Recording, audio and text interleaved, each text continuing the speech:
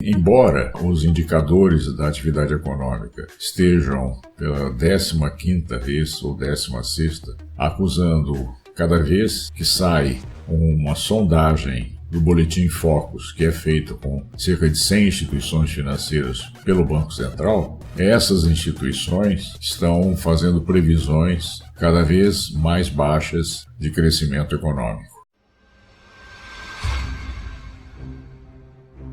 Bom lembrar que no início do ano, as previsões de crescimento da economia, o governo estava iniciando, se situavam entre 2,5% e 3%. Depois, a cada semana foram, aos poucos, caindo esses números, e o último dado estava em 0,9%, mas várias instituições já apontavam para 0,5% ou até 0%, que seria uma estagnação. E, ao observar isso, não dá para entender por que a Bolsa de Valores, em vez de cair, está subindo. E, inclusive, bateu o recorde de 100 mil pontos agora. E isso mostra que a Bolsa de Valores está apostando que haja a aprovação da reforma da Previdência.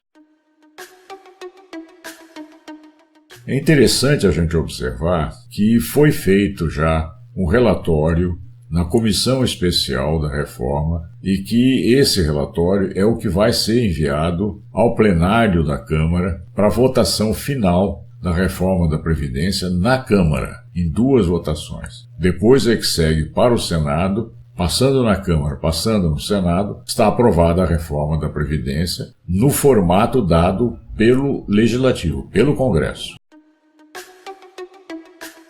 A sequência dos fatos estão conduzindo do ponto de vista de aprovação dessa reforma por parte do governo. Em primeiro, todos pediam que o presidente se manifestasse a respeito, porque viria dele a palavra final de aprovação dessa reforma. E isso foi feito logo que ele entregou a proposta na Câmara, junto, inclusive, com o presidente do Senado. Ali houve, então, um ponto máximo de possibilidades de aprovação, e o mercado reagiu rapidamente a favor. Mas depois, aos poucos, Bolsonaro foi dando algumas declarações que atentaram contra aquilo que o Paulo Guedes realmente queria que fosse aprovado, como, por exemplo, redução da idade mínima das mulheres, não sacrificar as pessoas que se aposentariam na atividade rural e outras coisas também que ele chegou a dizer que o Paulo Guedes estaria satisfeito com uma economia, em vez de 1,2 trilhão,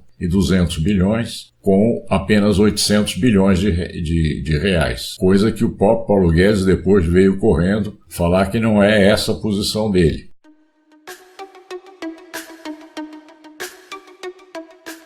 Mas o fato é que nessa comissão, aquilo que o Paulo Guedes achava que poderia ser negociado para reduzir um pouco essa economia de 1,2 trilhão foi ultrapassado, porque ele não quer admitir que se economize menos do que 1 trilhão de reais. Acontece que essa comissão, total maioria de membros, não aposta que haja a possibilidade de fazer essa economia de 1 trilhão. Então, aquilo que é possível de ser aprovado e ser votado na Câmara, com chances reais de sucesso, é uma economia da ordem de 860 bilhões de reais. Isso desagradou Paulo Guedes, que chamou uma coletiva e fez duras críticas ao trabalho dessa comissão.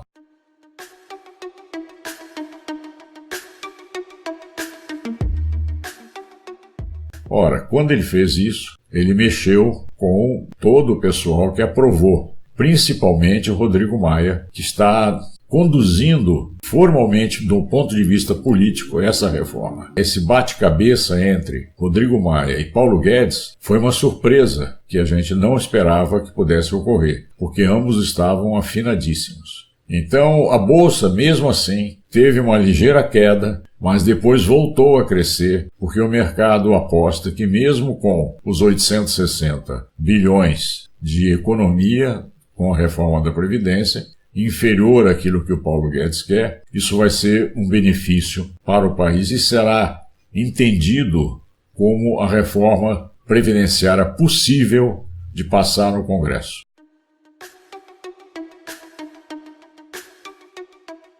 Ocorre que nada exclui. Esse é o ponto importante, que quando for a nível do plenário, novos cortes de retirada de benefícios que foram feitos na proposta do Paulo Guedes, que deixem de fazer parte, porque existe ainda a questão bastante complicada do abono salarial, que nessa comissão ficou restrito a quem ganha até R$ 1.400, mas que hoje é até 2 salários mínimos, ou seja, cerca de R$ 2.000. Portanto, uma parte substancial de pessoas estariam sendo prejudicadas e não são nenhum desses que ganham altos salários. É quem ganha entre R$ 1.400 e R$ 2.000, que é um número bastante expressivo.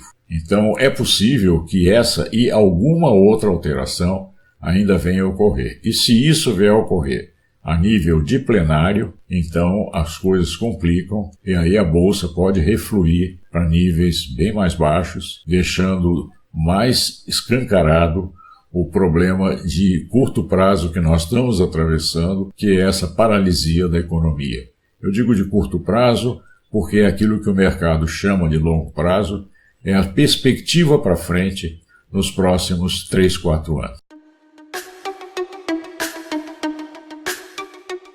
Já está previsto pelo próprio mercado que 2020 não vai ser também um ano muito bom para a economia. Isso já começa a aparecer nas análises de uma forma geral. Então vamos acompanhar. Essa página está muito ligada nisso, porque a gente tem que informar corretamente aquilo que muitas vezes a mídia subtrai do conhecimento da população.